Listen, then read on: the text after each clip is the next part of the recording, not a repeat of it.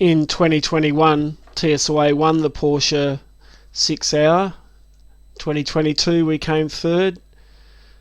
2023 we came seventh. So this is a class on how to win. So just for any of you who want to know which car is me on the track, that's me at last year's event. I'm one of the founding members of the Panorama Mountain Men regularity relay team and one of the chief strategists of the team. So what we're going to cover tonight is just a quick summary of our achievements as a team and my achievements as an individual.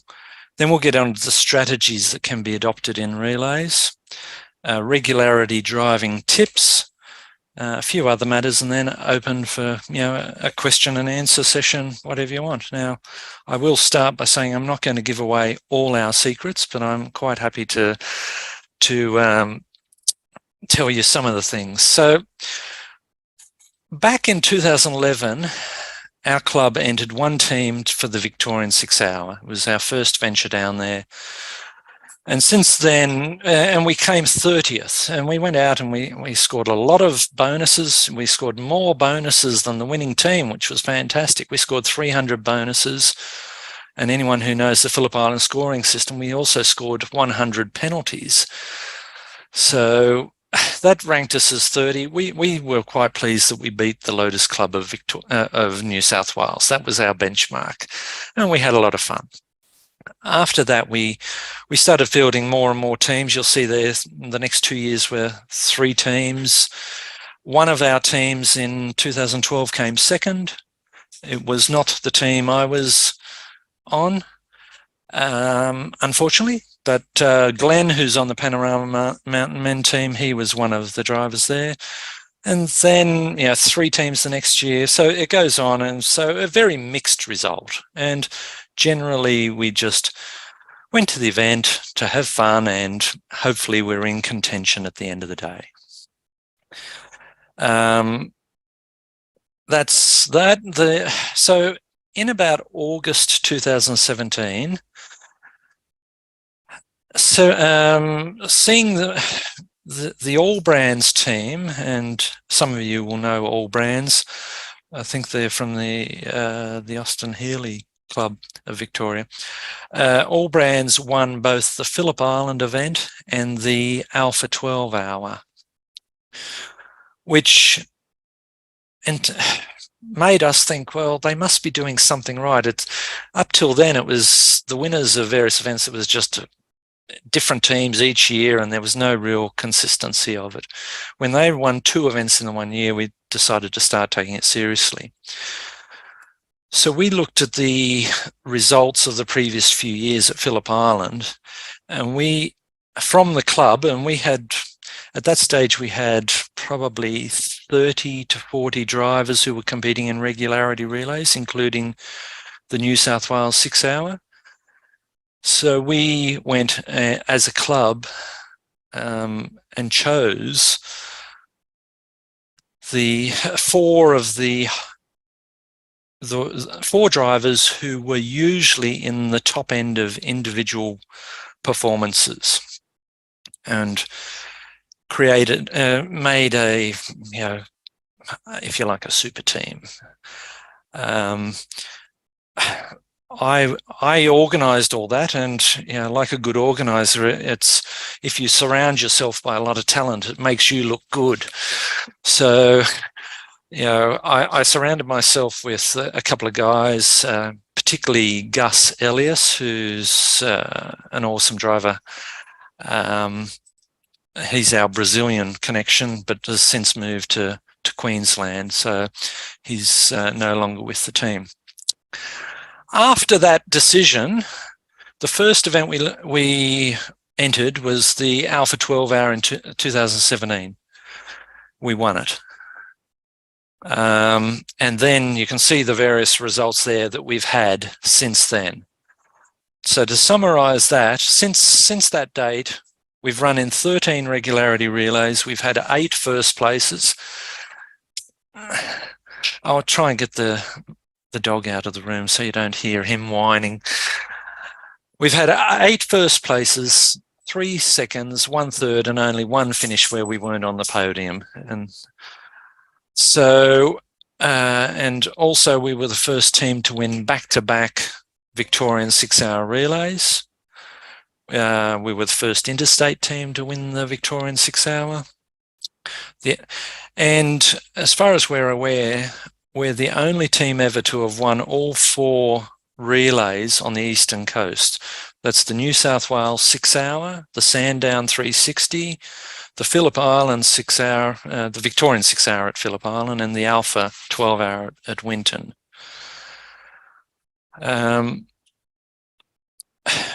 Back in 2018, we made it to the front page of the speed read of the CAMS thing that was when we did the win the double. And anyone who's been reading speed read very recently will, page 30 of the current one is, we were unaware of this, but it was a very pleasant surprise to see this article about our win and some of the other teams coming up.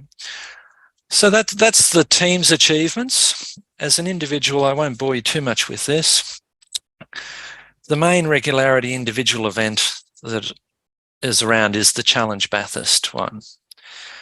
And in the 7 years of the event, I've had 8 podium finishes, the last 6 of them being first places in groups. Now, the groups, for those who are unfamiliar with Challenge Bathurst, the grouping does not mean anything as far as, it's not classes, it's just they group 55 cars in one group and then 55. Hopefully they try to get them in. A is the fastest group, E is the slowest group. So it's just based on time, but there's 55 cars on the track. I'm the only driver ever to win 2 groups in the 1 year, and that was during COVID. That's that. So that's that. So now that's the introduction. Sorry to bore you with that, but I thought it's appropriate to tell you what experience I had so that you know who's telling you these things. So, strategies that can be adopted for regularity relays. So since 2017, the strategies we have adopted, the strategy we have adopted is, well, further to what Mark said at the presentation at the 360, we read the subregs cover to cover thoroughly. And particularly we know, familiarize ourselves very much so with the scoring system. So we know the scoring system, we know the rules, and each relay is different. And sometimes we get confused as to, is it this relay where you can't do this or you can do that? But we check it out. There's always idiosyncrasies of each event. I should actually say, if anyone wants to ask a question as I go, by all means, just unmute yourself and ask the question. I'm happy to be interrupted as we go, rather than saving it up to the end. So the second strategy we look at, we review previous year's results to determine the best winning score of any previous year. Okay, not that hard. All the results are available on NatSoft, going back X number of years. I can tell you that at the Phillip Island 6-hour, the highest score is 45,000 points that we scored 3 years ago. And at so each event you can do your research and look at what the best score is. So rather than just arriving to the event and thinking we're just going to get each driver out on the track and they're going to do the best they can, we look at the best result in previous year, and we then try and set ourselves a goal of what score we want to achieve. And we then start looking at strategies of how can we achieve that. And sometimes I don't mind telling you this one. I was talking to David Bellinger earlier today. Most of you will know David from the Phillip Island 6 Hour Committee. The Phillip Island scoring system, and I'll use Phillip Island as the example. 45,000 is the highest possible, the highest score ever there that we scored. If you look at the scoring system, that is, and our team will cover roughly 150 laps in 6 hours. So to get that score, you want 300 bonuses for the day with no penalties. That'll get you a score of about 45,000 points. So we set ourselves a goal. We're aiming at 300 bonuses. We then start breaking that down a bit as to how much does each driver need to score. Now, that actually makes our drivers more relaxed, because they don't think they've got to go and score 10 points a lap every lap. Because the problem with Phillip Island is it's a high return if you're close to your time, but it's high risk. So just in summary, before the event, we set ourselves a goal of what score we want. We then look at how we're going to achieve that. And if anyone wants to talk more about that later, by all means, ask me the question. So once we determine the score we want and how we're going to achieve that, we set our own strategy and we stick to that effectively. So we're not so concerned with, are we coming first or second or fifth after 1 hour? We just go with our strategy. We're just going to do this. And hopefully by halfway through to 2/3 of the way through, we're in contention. Now, if after 1 hour we are in the lead, well, that's a bonus, but we stick to our goal.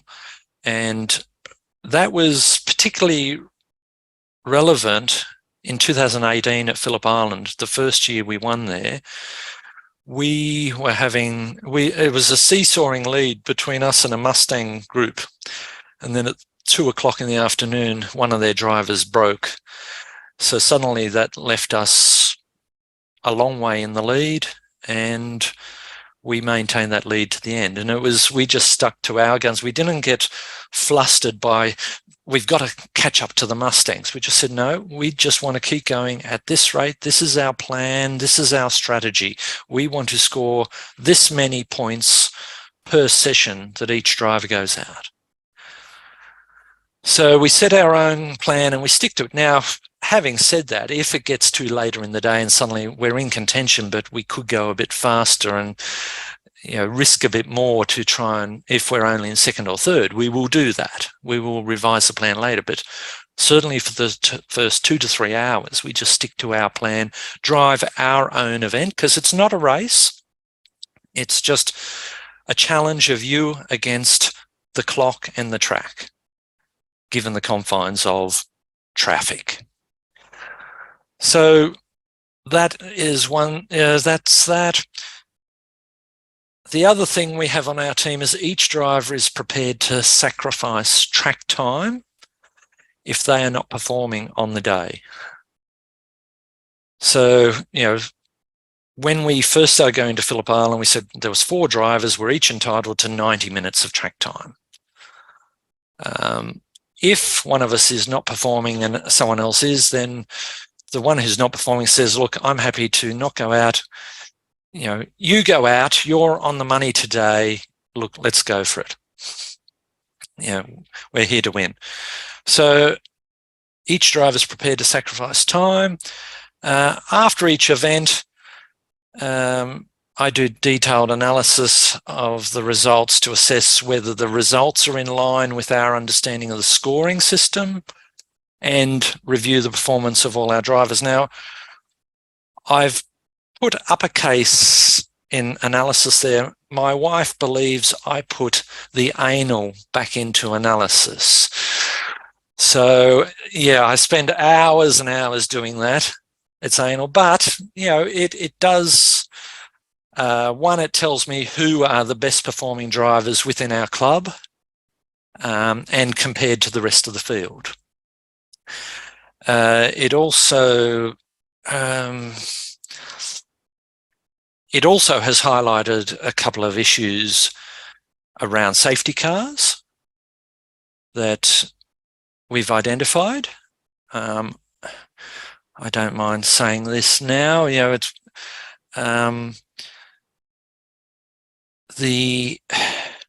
sometimes there is a timing lag between when the safety car boards go out and when the timekeeper actually presses the button to say it's a safety car. So if our car is finishing a lap and gets held up on that lap can count as a completed lap under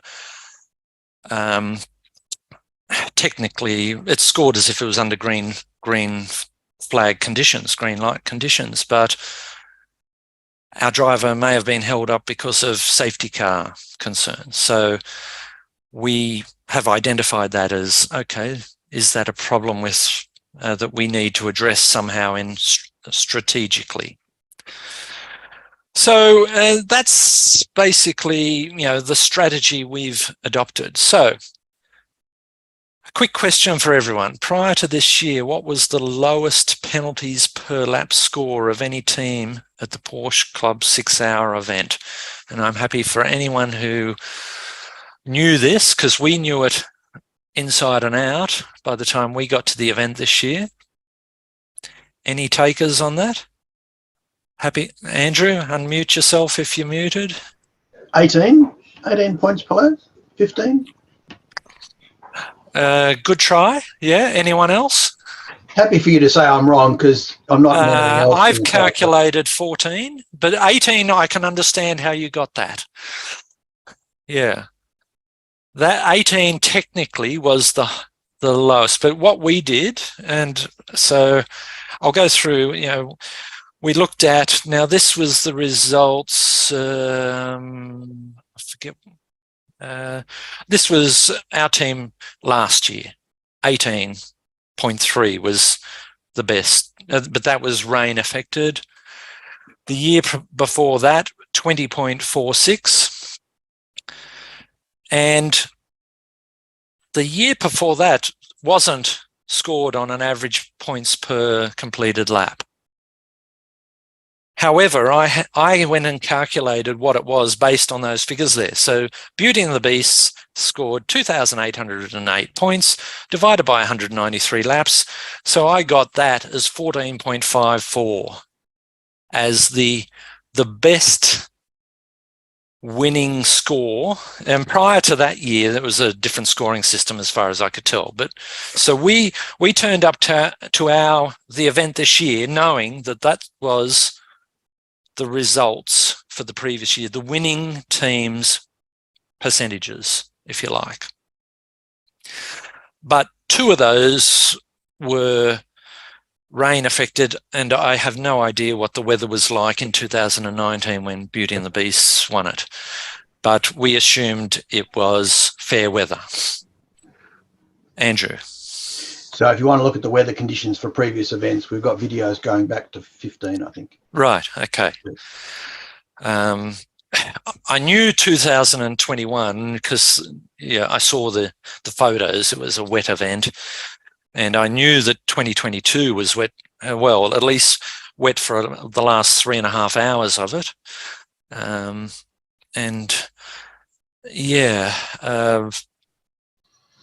Stewart, I can tell you, if you like, that the 2019 first half hour was very damp. Right, okay. Yeah, so we looked at that and we decided we're going to aim for a particular rate. I'm not going to tell you what that it was, but we're going to aim for a particular end result.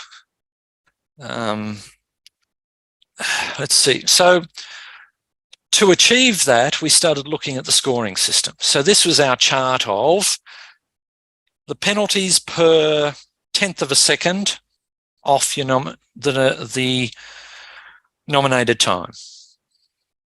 And everyone familiar with that? It's you're scoring twice as many penalties if you go faster than you are if you score slower. So you can still get less than maximum penalties if you're 3 seconds slower than your time or 1.5 seconds faster than your time. So we looked at that and thought, yeah, okay. We decided we were going to narrow in on this area. So, and Andrew, when you were taking our nominated scores, and if you look at the nominated times of the teams, we were, I know when you wrote this down, we were all 0.8 of a second. It was 123.8 or whatever it is, and the next slide will show you the times. Most other teams nominated to the round second, but we nominated to a 0.8 of a second. Mainly because we were aiming down at about 0.2 of a second slower than our time. We figured if we nominate a time, we can probably be half a second either side of that time. And what the engineers in our team told me is, effectively, we came up with a skewed distribution where effectively we nominated a time. Let's say my time was a 122.8, but as far as the pit crew was concerned, we were running based on 123.0. Or no, is that right? No, I might have I've got the figures on the next page, but the pit crew was aiming, the time was 0.2 of a second slower than the nominated time. So that we could, because we figured by going faster than your time, we wanted to just skew that distribution. Does that make sense? So we've just tried to concentrate in that area. So this is the times, to make the pit crew life easier, these were the times on the right that we decided the pit crew is going to try and signal the driver for. But the actual times we nominated were these, just the 0.2 of a second faster. And that was just a strategy we used, thinking we don't want to be right on the money. We want to be 0.2 of a second slower if we're, just to limit, because half a second either side, half a second on the fast side gives you 10 penalties, half a second on the slow side is only 5 penalties. So you penalised, so we tried to pull it back so that it was fairly even.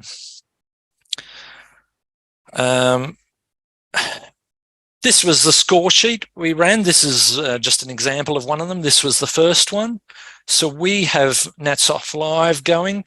We record the NatSoft time. We work out the penalties that were incurred. We work out a cumulative. And we can work out from this cumulative what the average is. At 96 penalties after 9 laps, we're averaging, a bit over 10. So we could monitor, and there's our notes there. I missed him on that lap. So on the next lap, I took the time, and we just took off the NatSoft time to get, well, we estimate if I take off 135 for the previous lap, we reckon he's on about a 136 this time because of the stopwatch, which was pretty close. So we just do some other notes there of, did we, these subtract 1 was, I was a second late in clicking the stopwatch. And that's the problem where you get a lot of cars out there that look similar, particularly red sports cars. And red MX-5s are very hard to tell apart on the track. So we just manually score this, keeping a track of nats off times. And probably some people have seen us in the pits with our TV, the computer running with nats off on it, but that's just to give us not only the times we're achieving, just to check that our stopwatch is reliable, but it also gives us the total number of laps covered. It gives, we can work out, you can see up here, we put the start time when the driver leaves the pits. So at the Porsche event where it's a 45-minute limit, I think, per stint, we know that we put it up, we calculate our 45 minutes from there, and then we work backwards by about 4 to 6 minutes to say, when we're at about 40 minutes, we need to start signaling the driver to make sure he comes in say 2 laps time, so that we don't incur a penalty for going over 45 minutes per session. Yeah, so that's just the manual scoring. So that's the strategies. Has anyone got any questions before I go on to the next part? Andrew does. Stewart, the supplementary regulations have a lot of similarities to them year by year, and the changes can often be subtle. Amongst the team, how do you make sure that you've all got the same idea as to what the regulations say about how the event will be scored? How it'll be scored? We do have at least one pre-event meeting where we go through the sub-regs and check that we're all familiar with what it means. And the main things, the scoring system is, you can go through that. Then it's the start procedure, safety car interventions. What does that mean? Going through, and each of us go through the sub-regs and pick out, this is interesting, what does that mean? Or is that a change from the previous year? And then we discuss it as a group to see what effect that has, if any, on our strategy. Does that answer your question, Andrew? Yeah. And between the events, basically, the beauty of these events is the slowest car has an equal chance of winning as the fastest car, as long as you're consistent. The most consistent car on the track is in contention, or the most consistent cars. In fact, I often... Michael had a question. Sorry. Oh, yes. Sorry, I can't see Michael on the screen, but if you want to go ahead, Michael. Stewart, how do you nominate your time? Do you sort of go around at around about 80-90% that you feel comfortable with? Okay, well, I'll get onto that in the regularity driving tips. Okay, I cover that, and I show you what I did at the MSCA sprint beforehand. Yep. And how we manage. So, the strategies was more so the team approaching the event and what can we do to, within the rules, but what, the rules allow or don't allow certain things, but by exclusion, if they don't say something's not allowed, then presumably it is allowed. So, for example, the New South Wales 6 hours says if you come into the pits, you have to do a driver's change. But none of the other relays say that. So you can actually bring your driver in, you can just tell him in the window, you're not doing this, and you can send him straight back out. So just knowing the difference between the events can change your strategies. So certainly the New South Wales 6 hour, if they come in, the only exclusion at the New South Wales 6 hour, and I'm putting in a bit of a plug, anyone who wants to come, it's in a week's time and there's plenty of spaces left. The only exclusion is the red flag where you're forced to come in. But yeah. Okay, so any other questions before I go on? And I will answer that, Michael, and certainly ask that again if I don't adequately answer it for you. Okay, I'll push on. So regularity. So there's no prizes for the fastest car. In fact, if you're too fast, usually you're penalised. Does traffic affect the time you nominate? Well, yes, we factor in that we are likely to be held up at some stage by traffic. So what Michael was alluding to, we don't nominate our fastest time by any stretch of the imagination. For example, my fastest time in practice at the MSCA event beforehand was, I think, a 140.4, and I nominated a 143 as my nominated time. So 2.5 seconds off my fastest time. Okay. Now, yeah, that's that. So traffic does affect it, and can affect you, can affect the frustration of the driver, if we like, and the blood pressure rises. I'm being held up, I'm not getting my time, I got to get past this driver. Whereas if you've nominated a fairly conservative time and you've built in time, if you have a clear lap, you've built in strategies that mean that you lose time at various places, then if you get held up, you can catch up time. We then talk about an inside line, and we asked this question last year at the drivers' briefing. We certainly have had it drummed into us at a few events that this is not a race. No racing will be allowed. And so our natural progression of that is, if there's no race, then technically there is no racing line, and that each driver needs to give other drivers adequate space. So if a driver is on the left-hand side of the road, you don't just go over and cut the nose off their car to try and take the, what I'll call the super sprint line. I won't call it the racing line, but let's call it the super sprint line.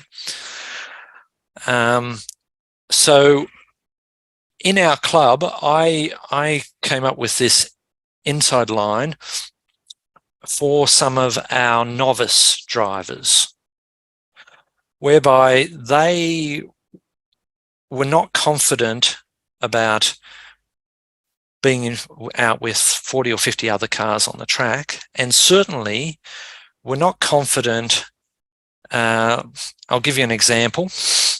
Going down to turn 1 at Phillip Island, and if you are on the left-hand side of the track, you can get people diving, these missiles going past you at a rate of knots, and suddenly you're being pushed out onto the marbles. And I've got video footage of turn 2 at Phillip Island, where a Mustang, someone was on the outside of turn 2, the southern loop, and a Mustang went through there and started getting very twitchy. And if he'd lost it, he would have taken the innocent bystander with him when he went off the track. So if someone loses it on one of these very high-speed corners, in Eastern Creek, we have turn 1 at Eastern Creek, Phillip Island at turn 1. So anyone who's been around me when I've been at Phillip Island will know I stick to the right-hand side of the track going down the main straight, and I just make turn 1 a bit tighter than it otherwise would be. But it's not a race. I'm not aiming to set my fastest possible time, but it means I will be on the inside of the corner, and anyone who wants to go past me, happy for them to do it, but they're going to be the ones who have to go around the outside of me to do it. And I will just stay out of trouble on the inside. And if they mess it up and suddenly they're going spearing off the track, they won't take me with them. So that gave a lot of our novice drivers a lot of confidence that I can just take this line over here. And if I said to a lot of you, the mini line at Phillip Island, the minis are great. They just go around and they stick to their part of the track. They don't bother anyone. They're fantastic. I have, I raise my hat to them, and they just pick their line. They just go left-hand side of the track all the way around. fantastic. Everyone knows what they're doing. They're not changing directions or changing, position on the track suddenly, and a faster car coming past them is suddenly, balked by them, or worse, hits them. So we talk about whether we're going to have an inside line to certain corners for our own safety. But what that does do also, by having an inside line, we're making that corner tighter than it would otherwise be.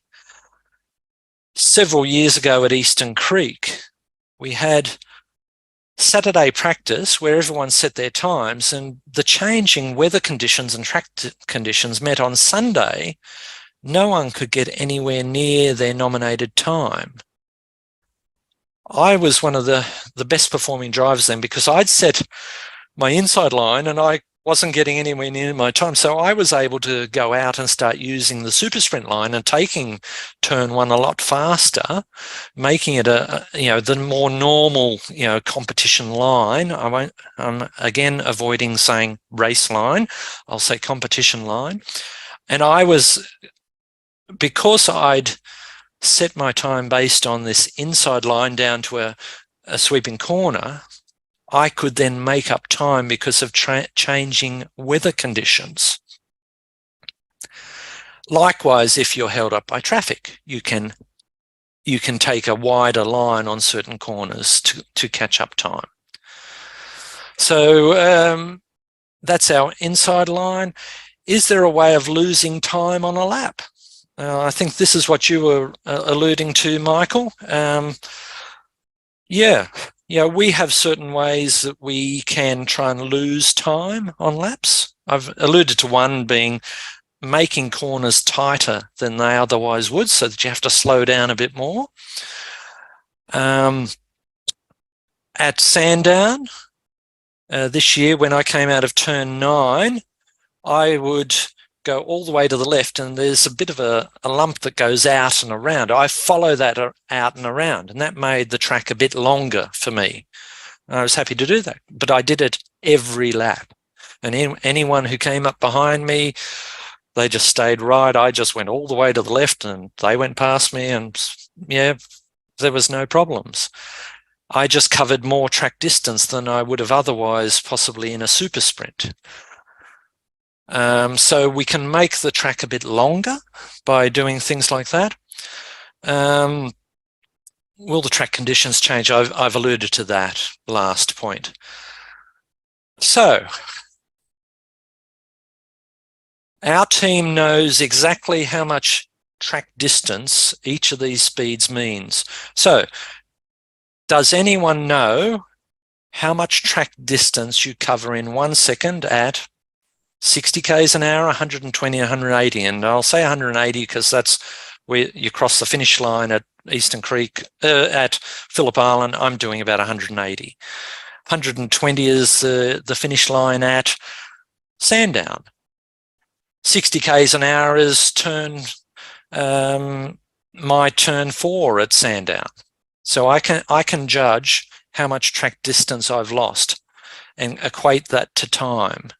So I'm throwing over the question. Does anyone know the answer to any of those? 60k is 16 metres. Very good. 16 2/3, yes. And 120 k's is 33 metres, and 180 k's is 50 metres. And I certainly look at it, let's say Sandown, 120, we're talking 33 metres. We're talking what? 5 metres, 4 to 5 metres per car length. So we're talking 6 to 7 car lengths is 1 second at Sandown. So all our drivers know this, and they know I've been held up in turn 2, 3, and 4. I've probably lost 20 metres. I would have been up there 20 metres. How much time does that equate to? We know, well, that's a bit over a second I've lost. I've been held up for a second. So if I can gain a second later on the lap, I will. Is that part of what you were alluding to, Michael? Yeah, sort of, Stuart. It was more being consistent and yeah, comfortable. okay. I'll get onto that. So anyway, that's our team knows exactly how much distance at each speed. If you get held up, you think, well, I would be up there about 5 or 6 car lengths up there. That's 30 meters. How much, that equates to how much? That's a second, or it's 2 seconds. So there's where I did the calculations for you. So, our team knows that. So what did I do in the MSC Super Sprint? This is what you're alluding to, Michael. So we go as fast as possible to determine our fastest possible time.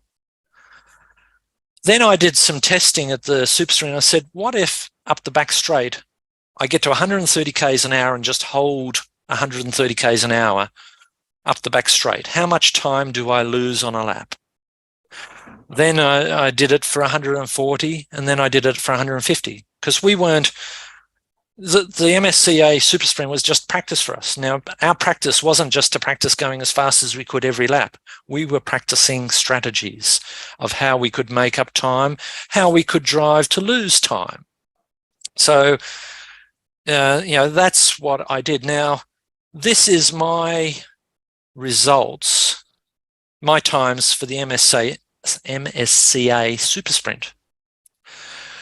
You see, I went out, my fastest lap of the day, a 40.48. That's fine. I went out, did a 40.6, 41. But you'll see there, these last couple of laps on that first session, I was experimenting with holding a certain speed up the back straight and seeing how much time I would lose. I'm not going to tell you what speed I was limiting the car to at that point. You guys can work that out for in your own cars. And then the second session, we did a bit more of it, and it hasn't got the pit, but I believe that the third session of the day is where all our drivers ran it as if we were competing in the event. So the first 2 sessions were practice, look at how much time do I lose here, get an idea for time. So I then thought, well, I'm going to run as if I'm nominating about a 142. And I just went out to try to be consistent. You see there, 42.4, 42.1, 43.1, 42.8, etc. So they're all in the 42s and 41s. I eventually decided, I had a bit of an issue with my car, and I decided to nominate, rather than the 42, I went back to a 43 just to give me a second buffer. And I thought I can always back off a bit more elsewhere. I can lose a bit of speed by braking slightly earlier at one corner or limiting my speed on the back straight, whatever I want to do. So hopefully that one answers your question, Michael. Yes. Yeah. So we work out the fastest, then we start playing with a few things and how much time do we lose. So what effect does the information have on nominating? Well, nominating in time based on a slower lap where you can settle into a rhythm. So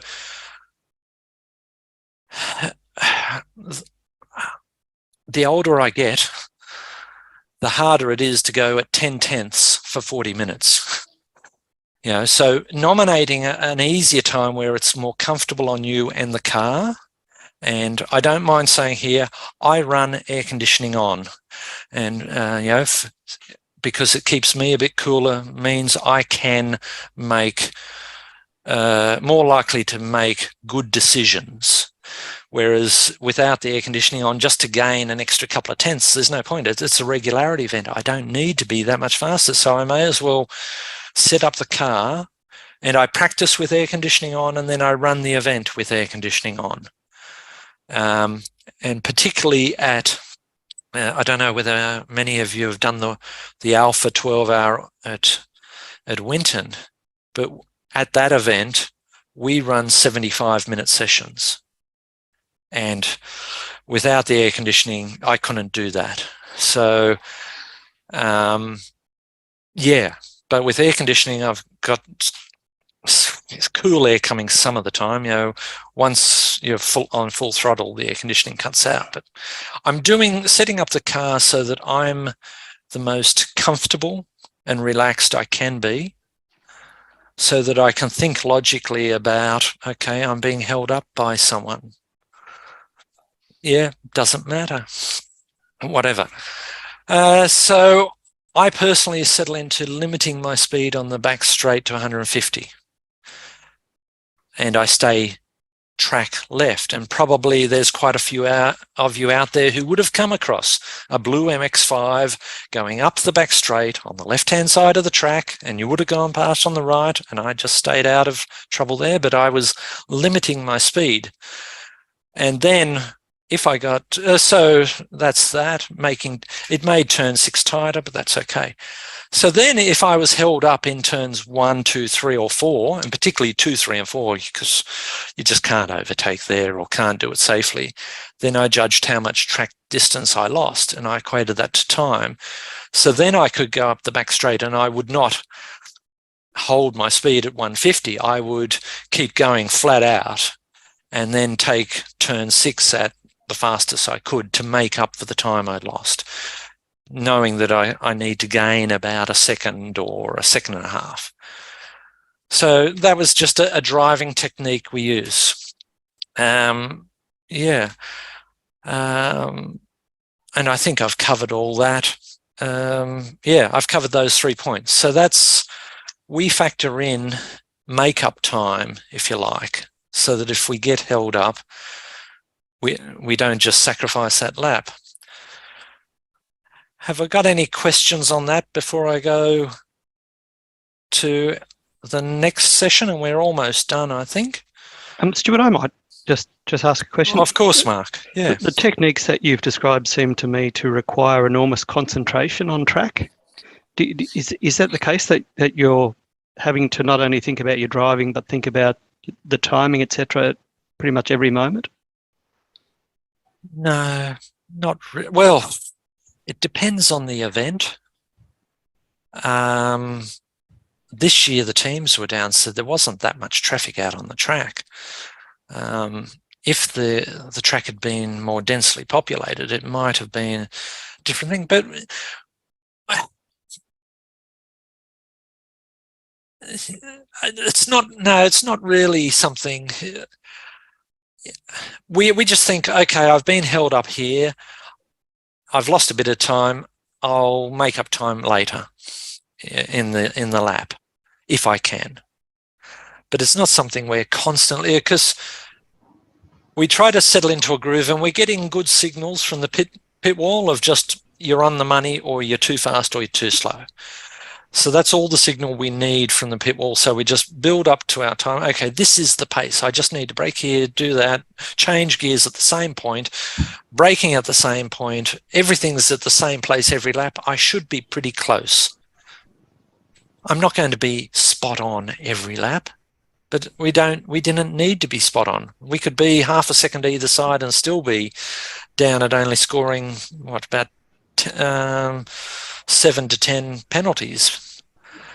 So it's not something every lap, but we do get into a routine, and people who saw me go down out of turn 11, I think it is, I would go very left. Most people would go quite right, but I went very left all the time. So I had the same line every lap. And Richard has his hand up. Yes, thank you. Sorry, I'm just unmuting. I've got my child here and a bit of That's TV all right. in the background. But a quick one. Could you share with us what do you think is are the most key pieces of information that you communicate from the pit wall to the driver? What works for you and your team? Sure. Thank you. I'll mute again now. Thank you. Thanks, Richard. Yeah, good question. The different events have different. Phillip Island, you can put the time on the board. Winton we can, Eastern Creek we can. So you're actually putting out a time. We're not worrying about the minutes. We just put, for example, if I was doing a 1 minute 43.0, we just put out 43.0. We don't worry about the 1 minute. We know that it's 1 minute. So times at Sandown, we couldn't put out numbers, but we just used arrows up or down or horizontal. As well as that, we had a couple of, we got permission from the officials.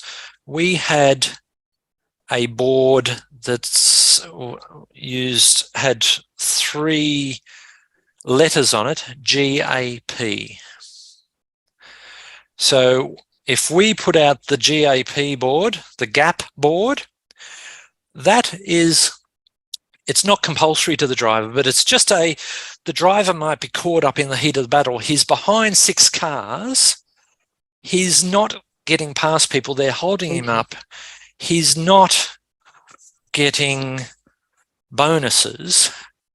Perhaps it's worth him sacrificing 1 lap. There's no one behind him for 500 metres. Why doesn't he sacrifice 1 lap and go slow up the back straight, create a gap in front of him of 300 metres, so that then he can get back into his rhythm and not be worried about the traffic? So sometimes the pit crew can provide a prompt, if you like, of, and this stuff isn't rocket science, I'm sure you'll agree, but it's just stuff we've thought about as a team, and just we feel this just helps the driver saying, gap, oh yeah, okay, look in the rearview mirror, there's no one.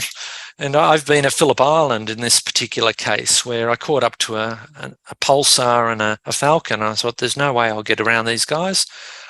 And so, and at the end of the main straight at Phillip Island, there's no one on the main straight. Okay, I'm going to sacrifice, and I think I sacrificed about 10 seconds on that lap and let them go way off into the distance. Then I got back onto it. And particularly with the scoring system at Sandown, if you have 1 lap slower than 3 seconds slower, if you're 8 seconds slower, you don't score 80 penalties. It's limited to only 30. So you can actually think about, well, do I sacrifice 1 lap so that I can get track placement? And a lot of our strategy is aimed at getting drivers into free air.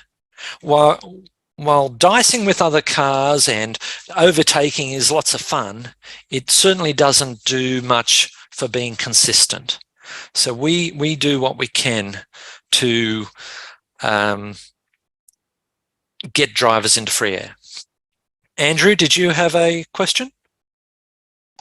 Yeah, look, I thought I was understanding from your discussion that you've got a rhythm that you'd like to adopt, but you estimate as a driver how much distance you've lost rather than how much time. And then you've got metrics at different points in the track as to how I can catch up the 30 metres, the 40 metres, the 50 metres or whatever. Now, that would have to be translated for everybody's different cars, but you don't estimate time, you estimate distance. Well, I'm talking now about what I do. Yes. Each driver in our team has their own way of monitoring their speed and adjusting their speed and how they lose speed or make up time. I'm talking about what I do. Yeah, you know, it's not something that we're constantly doing around the track. You know, and if the team has done a good job in getting you into free air, then you've got no traffic to worry about. So you just settle into your rhythm and you're going, I'm braking here, I'm changing gear here, I'm turning in at this point, I'm taking this line, I'm taking the same line every lap. They're now telling me, oh, I need to speed up a bit. Okay, I'll go a bit deeper under brakes at that corner, or I'll take a slightly wider line, or something that I decide works for me. I will adjust each lap slightly to try and get that bit faster or a bit slower. Bit slower it's easier to go slower than faster. And I haven't looked at all the attendees, but is Andrew Smith attending? I don't know. I want to, yeah, even if he's not, I want to pay a big thank you to Andrew last year for coaching us towards our win. He explained the finer detail of the Melbourne weather to us. When on Saturday it was 5% chance of rain, and he said you should see it when it's 20% chance of rain. Well, the forecast for the next day was 20%, but well, he's the Porsche competition director, so we'll admonish him severely. right. But what that meant, just to give you some history on last year's event, we arrived, 3 of the 4 drivers had never driven the track before. We went out in the MSCA Super Sprint and it rained every time we were out. So we got to the Porsche event and we'd only driven the track in the wet. I thought, well, the only time I know is a wet time, I may as well nominate a wet time, and it'll get pretty boring in the dry, but I'll have to brake at 150 metres, not 50, but it's the only time I know. And when the weather came at the 2.5 hour mark, the rain gods shone on us, and it was, the rest was history, I suppose you'd say. So it's easier to slow down. The point of that was it's easier to slow down than to speed up. And last year when we nominated wet times and I started the event and it's a dry track and I was just trying to lose speed, and my pit crew was giving me an indication of, I'm still too fast, you've got to slow down a bit more, and okay, I've got to limit my speed here and there. It's certainly in relays for the weather, it's easier to slow down on a dry track to a wet time than go the other way. And I think where we won it last year was a lot of people nominated dry times last year, and then suddenly the rain arrives. There's no way you'll get anywhere near your time. So it's easier to slow down than to speed up sometimes. Yeah, I don't know whether that answers your question, Andrew. Yeah. Okay, I've only got a couple more things. So other matters. Well, of late we go to each event with the aim of winning, and we strategize beforehand of how we can achieve that, and I've told you about that. Each driver has done enough laps of the various tracks that they're prepared to sacrifice time. I told you that. The feather duster.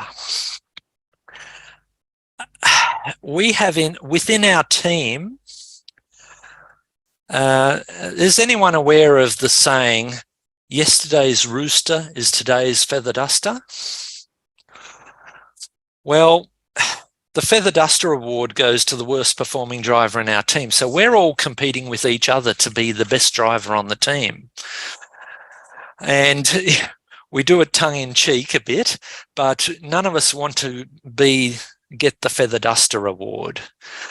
So we try hard to beat each other. And if we're trying hard to beat each other, then hopefully we're beating the opposition at the same time. And it just lifts the whole standard. So we're competing with each other in a very friendly way, because the drivers do rely on the pit crew. But that's our Feather Duster Award. And does taking it seriously take away some of the fun? Well, I would argue it's a lot of fun winning the events. And we have a lot of fun doing well at these events. So I'd say no. Taking it seriously, you can take it seriously and still have fun. So that's basically it. So I'm now open to any questions anyone would like. And Richard? Yes, hello again. First of all, thank you very much, Stewart, for sharing all of this information. It's really helpful. As beginners in regularity, when you lose a car, so I've been at a couple of events where one of the cars, either through mechanical failure or an incident, has been had to pull off the track. What are the immediate things that strike your mind to readjust the team's strategy? In my experience, it's meant immediately that other drivers have to pick up more laps and more slack. But what are the key things that trigger off in your mind when you lose a car or two, and how do you adjust? What are the first things? Sure. And off the top of my head, I forget the minimum team size. Is it 3 cars at Sandown, or? But Phillip Island is. I've only done Winton 12-hour, and it's been Right. four cars. So Yeah. that's all I know about. We were, because of the length of the Winton event, we run a 5-car team there. It's the only event we run 5-car teams. Every other event we run 4-car teams. But you're certainly right. And depending on the sup regs, what they say, certainly Phillip Island, with us running a 4-car team, the sup regs say that you have to get to the start line with 4 drivers. 4 drivers have to drive on Sunday. Now, if you have a car expire on Saturday, then what our guys are prepared to do, and a driver is classed as having competed if he completes 5 laps on the Sunday at Phillip Island. So we put that driver in another car just to go out and do 5 laps. He knows that he's not going to go at 10 tenths because it's someone else's car, but he just goes out there and circulates for 5 laps to tick off the regulation that driver had to compete on the Sunday. We get permission from the stewards to put him into another car, and that's his day done. He does his 5 laps. And yes, you're certainly right that all the other drivers then have to pick up the slack. But we never have any hesitancy of other drivers. You know, for most of us on our team, too much track time is never enough. So, you know, if we get an extra half hour each at an event, that's, you know, we're just rubbing our hands with delight and just we'll enjoy that. It's bad luck for the guy whose car failed, but so be it. Yeah, I guess thank you in that. That's the answer I was looking for, in that there's no underlying tips or tricks that you have to improve the situation beyond it just being great for the other drivers who can spend more time on the track and keeping consistent with the strategies that you've already shared with us. Yeah. What it does do is means you've got one more person in the pit crew who's not having to line up for going out onto the track. Actually, one thing I didn't mention in the presentation is what we have done in the past. And when we started out doing regularity relays, we did driver 1, 2, 3, 4, 1, 2, 3, 4, 1, 2, 3, 4.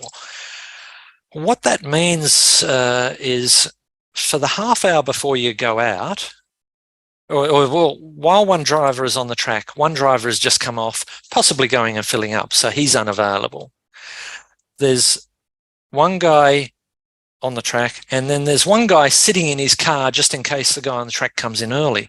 So you've actually only got one person free, and then it keeps changing. Now, what we have done in the past, and this worked particularly well the first year we won Phillip Island, is we did something like driver 1, driver 2, then driver 1, then driver 2, then driver 3, 1, 4. You know, we didn't just do a straight 1, 2, 3, 4, 1, 2, 3, 4. We looked at not the driving time, but we looked at, given those stints, how long is a driver available to be on the pit wall? Because that year we only had 4 drivers and we had no pit crew.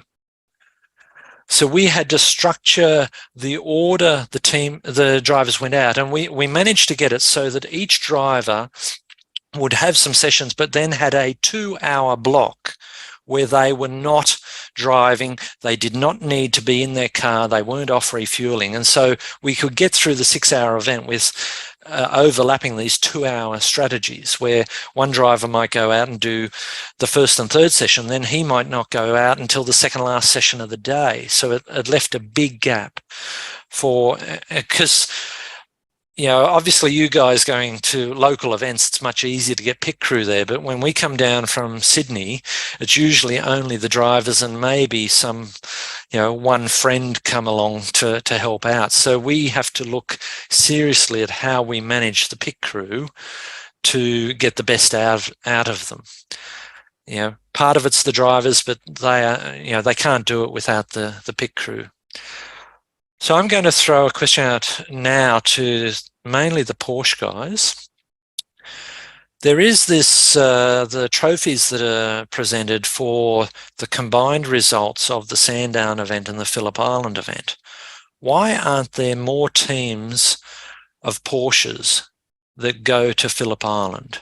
Is it because you think your car is too fast and you'll break the 1 minute 55? Can I, Stewart, may I? Yeah, go for it, Richard. Richard Catchlove, Yes. Porsche Club, and firstly, thank you immensely for your presentation this evening. It's been very informative.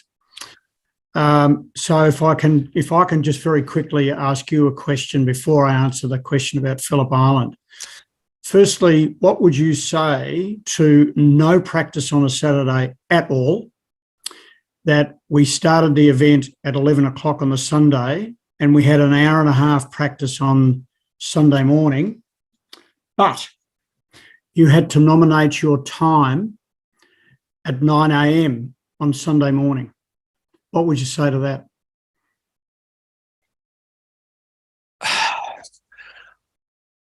I don't have a particular problem with that. I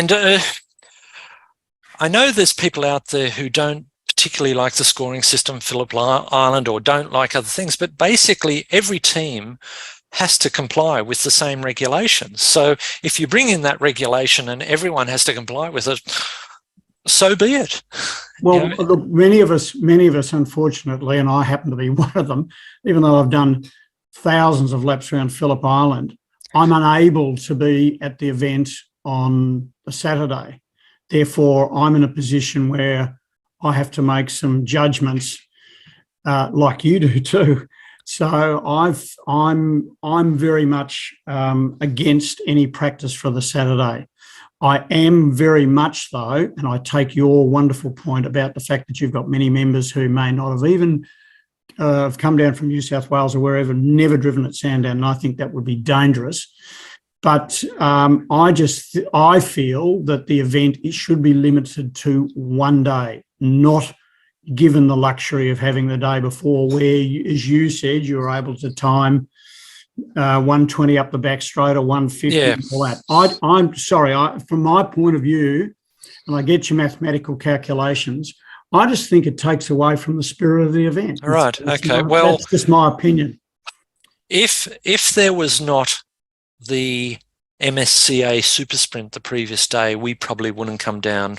We wouldn't travel 10 hours each way for one day of track time. To get 2 days of track time makes it worthwhile for us. I understand. So there's that side of the answer to your question. But as far as when you have to submit nominated times, that it is what it is, and every team has to comply by the same law. Well, I think as you've made the point so wonderfully, and you've just proven what I've always said, it is extraordinarily rare for any nut behind the wheel, the driver, to read a supplementary regulations. I'm absolutely brilliantly gobsmacked and delighted that you not only read them, you study them. And that is probably the most telling part of the whole information of today. And I just applaud you for it. I think Thank you. Absolutely wonderful. And as those in the Porsche Club of Victoria will attest, I'm very much about the fact that I reckon 9 out of 10 of our drivers have never read a supplementary regulation in their life, of which I may well be one of them. Are there any Porsche drivers who do not go to Phillip Island purely because they think their car is too fast to fit into the time frame allowed, the 1 minute 55? There is a history of our drivers breaking out, Stewart, that has affected a number of teams over 5 or 10 years, that then conditions the way the team approaches that particular event. Yeah, because I was going to say, so if they have a problem with possibly breaking out, then whether they limit their speed down the main straight to, let's say, 160 or 180 Ks, you don't get to 260, so that you're going to lose quite a few seconds by not getting to turn one, pushing 200 and whatever, 220, 240, I don't know. I just see them go past in a flash. Yeah, a lot of our drivers are reluctant to stay in first gear and stay at 160 kilometres. Right. It has that's a gearbox problem. Yeah. I suppose as far as the MX-5 drivers go, our saying is anyone can go fast in a straight line. It's when it comes to the corners that you really start enjoying the track. So by limiting speed down a main straight, does that take away from the enjoyment? Possibly a bit, but if it means you can compete in the event and enjoy the other, let's say the other 11 or 12 corners of the track, then yeah, I thought I'd just throw that one out there just as for consideration. If you think your car's too fast, then whether you need to plan ways on where you can lose time strategically, whether that's limiting your speed on a main straight, whether it's braking for particular corners earlier, taking wider lines, it's up to the individual driver. But I would encourage, you guys, anyone who doesn't do Phillip Island to think about it. It's a great event. And this message is proudly sponsored by Dave and Bellinger. Any other? Our cars have done well in the past, Rich. Yeah. Stuart. It's a variable thing. Is there any other questions for Stuart before I hand back to Mark to close the very interesting discussion off? Okay. In that case, I'll just perhaps share with everyone on the call that when Andrew first asked Stewart whether he would be interested in presenting tonight, there was pretty much no hesitation, and he offered to do that. And he's not only done that, but he's put together an extremely comprehensive package and gone through it in great detail. So Stewart, once again, thank you very much for what you've done tonight, and your generosity in sharing your approach is really very, very noteworthy. I believe you said that your wife described you as putting the anal back into analysis, and I'm just going to say it's not for me to disagree with a woman of such fine observatory skills. But you certainly have gone to things in a lot of detail, and I'm sure that a few of our competitors will be thinking about that in more detail leading up to next year's event. So once again, thank you, Stewart, for your presentation, and thank you. Acknowledge the MX-5 Car Club of New South Wales, and thank you to everyone who joined us tonight. Thanks very much, Mark. Thank you. Thanks a lot, guys and ladies. All the best. See you next year. Thank you, Stuart. Cheers. Or at Phillip Island.